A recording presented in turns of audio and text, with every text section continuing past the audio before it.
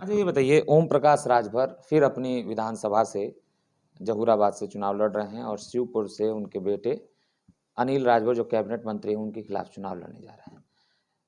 तो क्या देखते हैं कि वहाँ से तय होगा कि पूर्वांचल का या फिर राजभरों का नेता कौन है?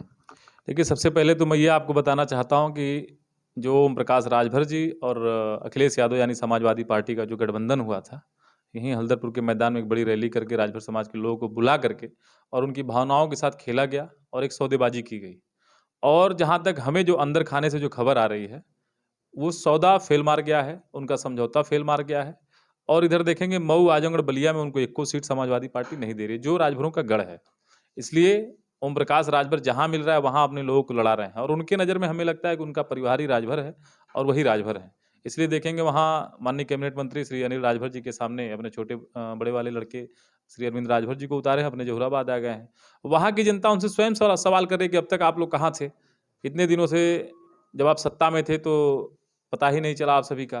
तो जनता इस बार उनको फैसला देने जा रही है। इस बार राजभर समाज एकदम सूझबूझ के साथ, देश की आज़ादी के बाद पहली बार राजभर समाज पूरी सूझबूझ के साथ महाराजा सुहेलदेव के विचारों से मिलते हुए जो भी रहेगा, जो भी उसके साथ जाने को तैयार है। नहीं, वो कह रहे हैं कि राजभरों के नेता हम हैं। राजभरों का आखिर नेता कौन है? राजभरों के नेता राष्ट्रवीर महाराजा सुहेलदेव जी हैं। हमारे पीछे आप देख सकते हैं, राजभर इनको अपना गौरव मानता है और हम सभी इनके अनुयायी हैं। इनको हम सभी लोग मानते हैं और हमारा पूरा संपूर्ण समाज महाराजा सुहेलदेव जी को मानता है। और इनके नीतियों पे चलने वाली पार्टी मात्र एक पार्टी भारतीय जनता पार्टी है। आज से हजारों साल पहले जिस प्रकार से महाराजा सुहेलदेव जी ने इस राष्ट्र की, हिंदू समाज की और यहाँ की धर्म और मंदिरों की सुरक्षा करी थी, उसी प्रकार इन्हीं की विचारधाराओं से ओतप्रोत होकर के आज भारतीय जनता पार्टी देखेंगे। आज बनारस में बाबा विश्वनाथ जी का मंदिर देखिए कितना सुंदर हो गया। आप चले जाइए मिर्जापुर में माँ विंध्यवासिनी का मंदिर, आप अयोध्या चले जाइए, वहाँ देखिए श्री राम जी की जो जन्मभूमि है उसको बनाने का काम। आज से हजारों साल पहले इन्हीं सारी मंदिरों की रक्षा सुरक्षा करते हुए महाराजा सुहेलदेव जी शहीद हो गए थे। इसी लड़ाई में सैयद सलार मसूद गाजी को मारा था उन्होंने।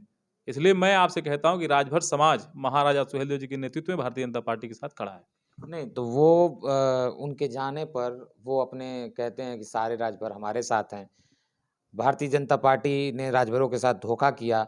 भारतीय जनता पार्टी राजभरों को सम्मान नहीं दे रही है।